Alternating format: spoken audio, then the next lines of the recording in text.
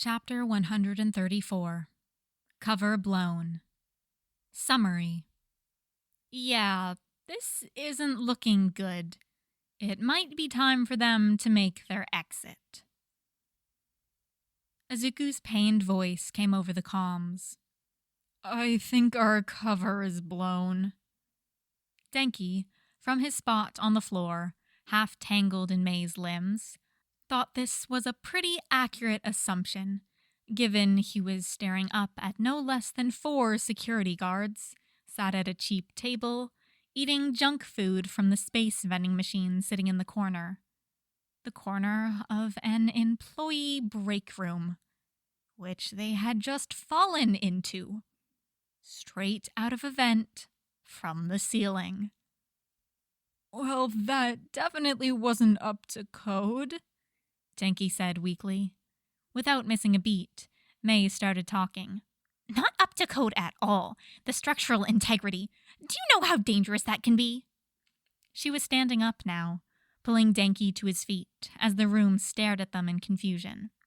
This inspection is going to take much longer than your employer implied. Denki has caught on to Mei's plan at this point. We'll definitely need to charge more. I mean, come on. Just look at this.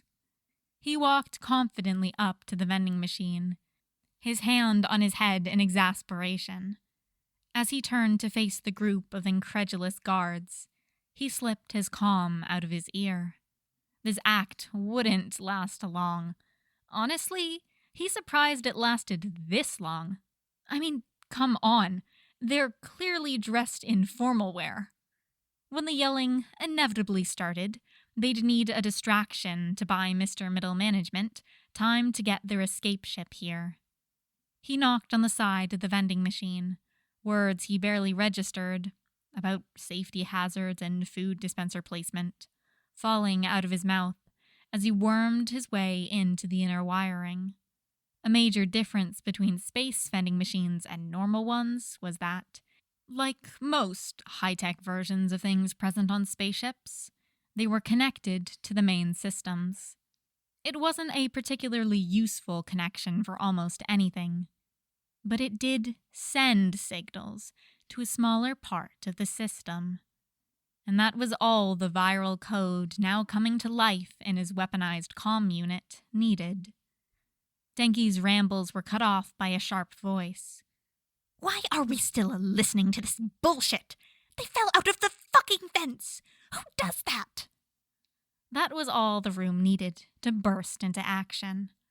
Denki ducked as a bulky guard dove for him, leaving behind the now useless comm unit.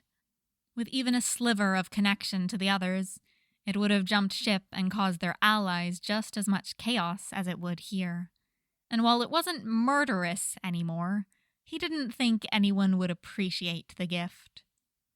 Izuku dropped from the vents, landing on the back of a guard and knocking them to the ground as he kicked off. Come on, let's go. They'll have already sounded the alarm. Denki let a low thrum of electricity settle over his skin, making the Lichtenberg patterns on his arms ache. Mei was first through the door, with Denki shouldering his way past a guard on his way to follow. Izuku was right behind, slamming the door with enough force Denki doubted they'd be getting it open anytime soon.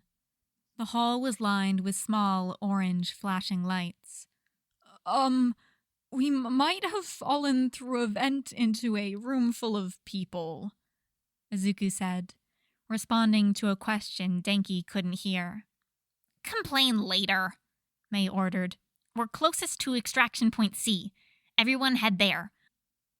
Well, hurry up then, comm guy. Denki didn't hesitate to follow as they started running. Which one is that again? The bathroom in the middle left exterior wall, by the security room we were in, Izuku responded. They runned for a few minutes down the halls, only coming across a few security guards who get zapped on their way by. By the time they reach the bathroom, Ochako and Katsuki have already started barricading the door from the inside. Doors have been ripped off the stall rooms inside and buried halfway in the floor to create a foundation for the building structure. The three of them slip inside, leaving the innocuous door to close behind them. Only a few minutes later, Mina is slipping through the small gap still left, with a vati slung over her shoulder.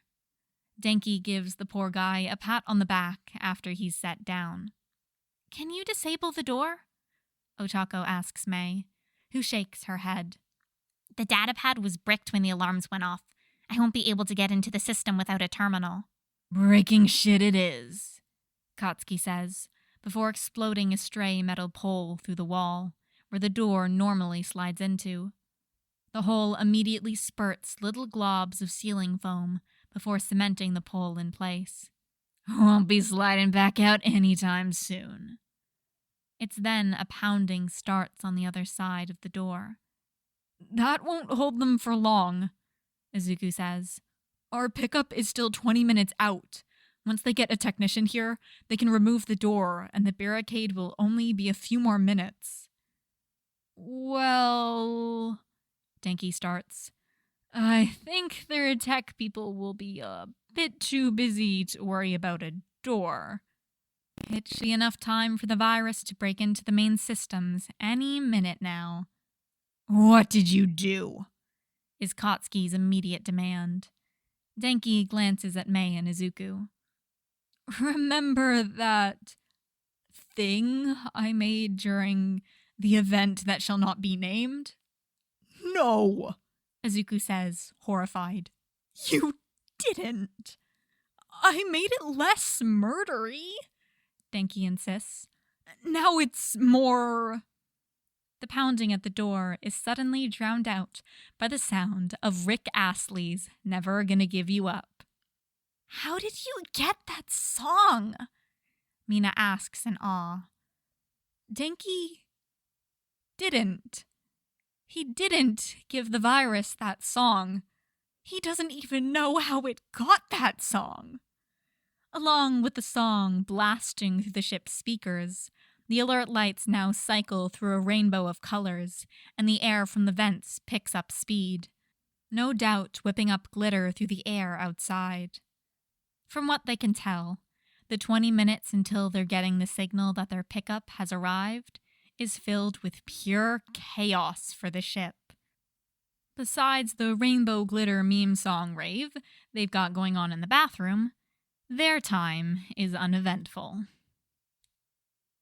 "I think this has been a pretty successful heist," Izuku says to Ochako, "even with how the ending is going." He flicks a bit of glitter off his shoulder, and she laughs. "It's not a real heist until something goes wrong. Though I was having fun sneaking through the halls before someone fast-forwarded to the end." The glare she gives him is filled with false scorn. She didn't really mind. It's not like they did it on purpose, and she'd had a great time already. "I'm not the one who fell into the guard break room," Izuku insists. She gives him a look. "Yeah, but you're the one with the quirk that could have caught them before they fell. A random vent falling would have been slightly less suspicious." "But it was hot, Choco," he says as he half slumps onto her shoulder. "If I hadn't had my gloves down, I'd have crispy hands." He shoved them in her face as if to make a point. Given his hands were fine, it didn't. "I'm sorry you got toasty." Her words are playful, but inside, she's scolding herself. She hadn't even considered that they'd need the vents for any real temperature control, which is a dumb thing to miss in all honesty. She'd have to do better next time.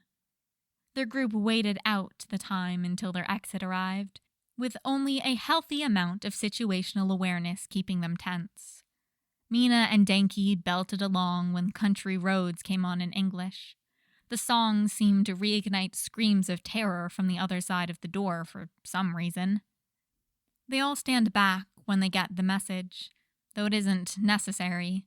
A circle of white-hot metal falls to the ground with a clang in no time, and they're being ushered aboard a ship by black-suited aliens. They leave through the brand-new wall hole, important cultural statue in hand, and a blinding smile on not just Ochako's face.